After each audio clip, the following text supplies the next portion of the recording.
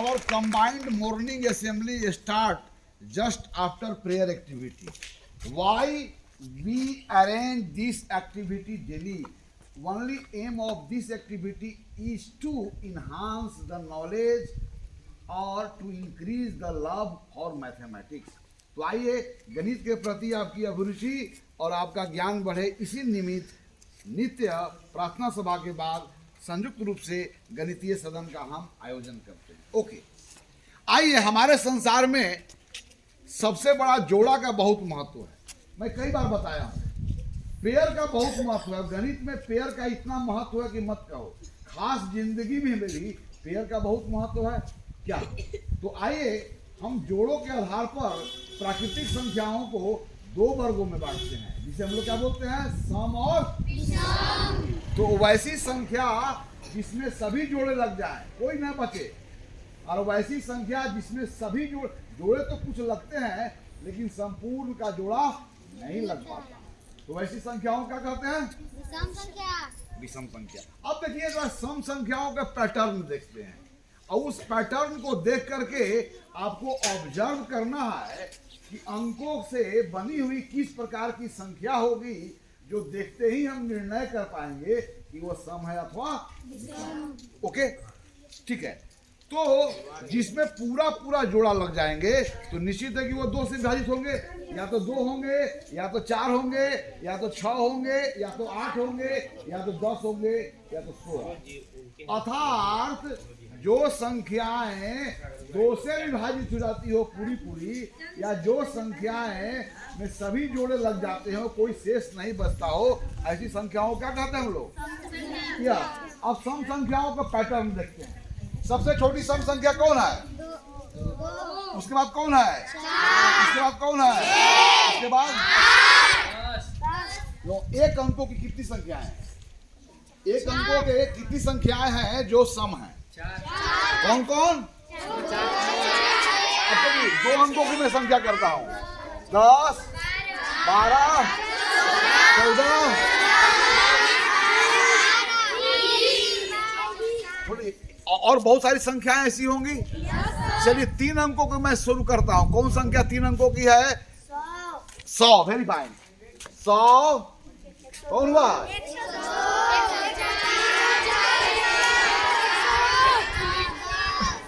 Okay,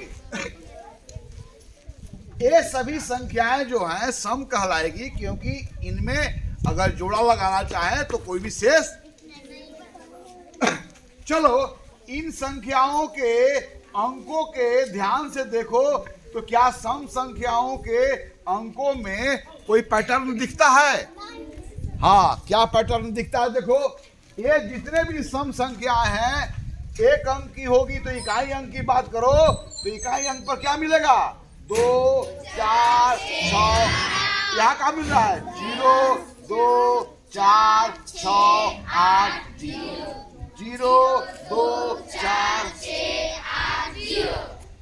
अर्थात एक अंकों की सम संख्या हो, 2 अंकों की सम संख्या हो, या कितना भी अंकों की सम संख्या हो, सम संख्या होने के लिए उसे हम लोग क्या होना चाहिए?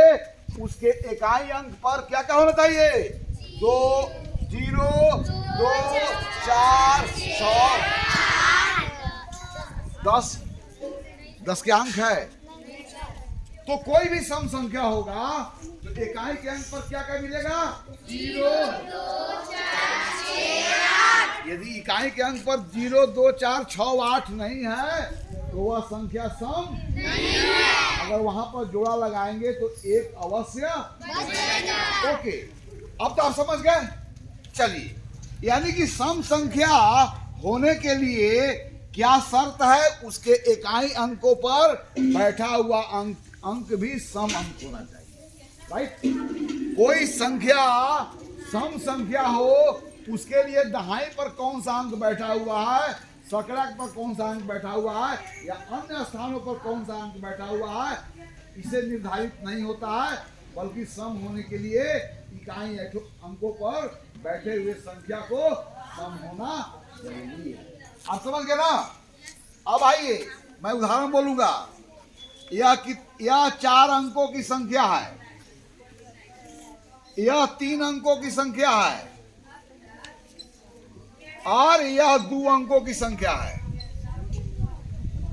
और यह जो है 5 अंकों की संख्या है।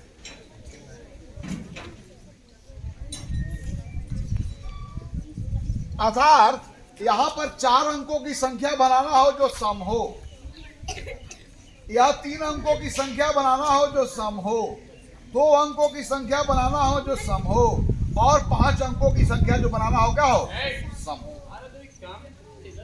अभी आपने किसी संख्या को सम होने के लिए आवश्यक शर्त है कि दहाई पर कोई सा अंक है या आप फ्री है रख देने के लिए, लेकिन आप प्रतिबंधित है हमेशा इकाई का अंक 0, 2, 4, 6, 8 के बीच में रखेंगे तो वह संख्या क्या हो जाएगी, सम। ओके, समझे ना?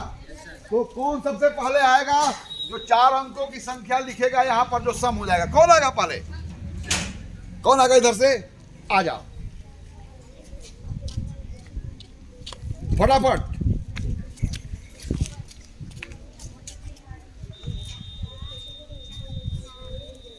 आपको सबसे बड़े स्थानों पर बैठे हुए अंकों के बारे में विचार नहीं करना, आप कुछ भी रह सकते हो।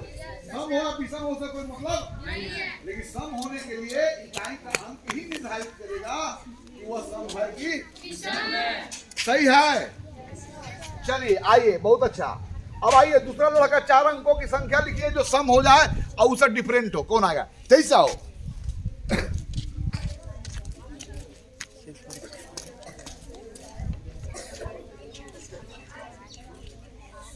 इधर कुछ भी नहीं सोचना है, लास्ट में। चलिए अब आ जाइए, कौन लड़का आएगा जो इससे डिफरेंट संख्या लिखेगा जो सम हो जाए? आ जाओ आ जाओ, इधर इधर जाओ, इधर आ जाओ।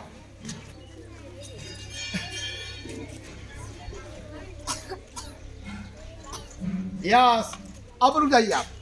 यह क्या 4 अंकों की संख्या है? क्योंकि सबसे बड़ा स्थान पर इन्होंने क्या रख दिया, जबकि संख्या का सबसे बड़ा स्थान 0 से शुरू। अगर 0 इन्होंने रख दिया तो कई अंकों की संख्या हो गई? जब गलत है ना, 4 अंकों की संख्या लिखी।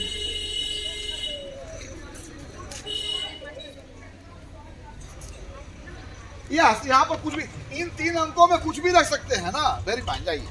और कोई लिख सकता है? आओ।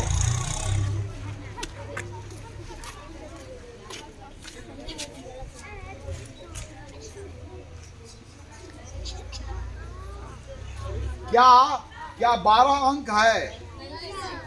12 तो अंक तो 9 ही होते हैं, इसलिए you are wrong. You go, हाथ उठाए रखिए, अपनी जगह रहिए। आइए।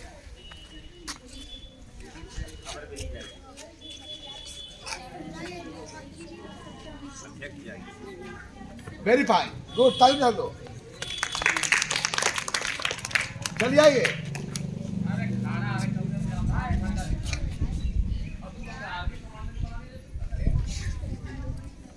टाइम कर दो। चलिए, बहुत अच्छा। तो 4 अंकों की संख्या आपने जितना भी लिखा वो सब सम है, और सम लिखने का क्या तरीका है कि उसके 3 जो सबसे बड़े अंक है उस पर विचार नहीं करना है, हमेशा इकाई के अंक पर विचार करना है। यानी सम संख्या को निर्धारण इकाई स्थान पर बैठे हुए अंक के अनुसार होता है। अब आइए, कोई लड़का आवे, जब 4 अंकों की भी संख्या लिखनी है और 3 अंकों की संख्या लिखनी है जो सम हो जाए, कौन आएगा? इधर से कोई और? Any one of you from this side, any one of you from this side हो जाएगा।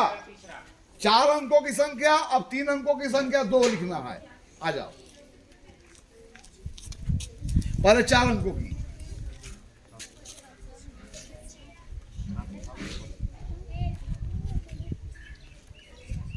वेरी फाइन, ताली बजा दो। अब 3 अंकों की संख्या लिखो। वेरी फाइन, अब 2 अंकों की संख्या लिखो। वेरी फाइन, क्या लिखिए? 8 ना। Very nice, very nice. ये सभी संख्याएं सम है। अब आ जाओ, लास्ट में चांस दूंगा एक साथ। अब शेष बच्चे आवे जो 4 अंकों की संख्या लिखे जो सम हो जाए, 3 अंकों की संख्या लिखे जो सम हो जाए, 2 अंकों की संख्या लिखे जो सम हो जाए, और 5 अंकों की संख्या लिखे जो सम हो जाए। कौन आएगा? कौन आएगा? तुम आएगी, इधर आओ। पहले कै अंकों की लिखनी है? 4 अंक। कै अंकों की? कै अंकों की?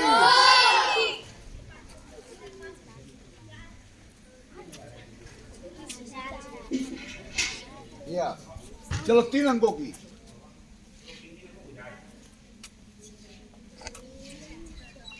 दो अंकों की, 5 अंकों की,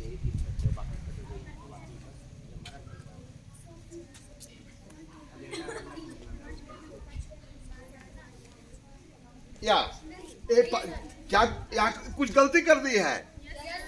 She has done some mistake. Who will make it correct? Yes, आओ, you come here and make it correct. तुमने कुछ गलती कर दी है, बता सकते हो कहाँ गलती की है? हाँ, वेरी भाई बता दी, बता दी।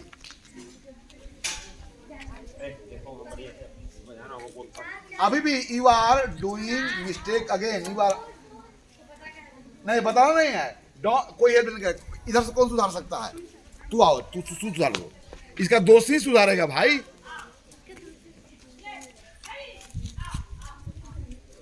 Very nice, very nice.